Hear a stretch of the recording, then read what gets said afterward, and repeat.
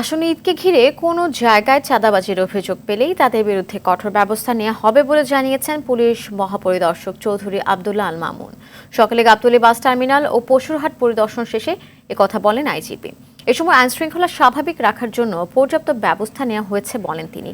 সুনির্দিষ্ট অভিযোগ ছাড়া পুলিশের কোনো সদস্য রাস্তায় কুরবানির পশুবাহী যানবাহন থামাবে না বলেন পুলিশ প্রধান। বড় অঙ্কের লেনদেনে প্রয়োজনে পুলিশের সহায়তা নেওয়ার আহ্বানও জানান তিনি। এছাড়া অজ্ঞান পার্টি মলম পার্টির তথ্য পেলে দ্রুত পুলিশকে জানানোর অনুরোধ করেন আইজিপি।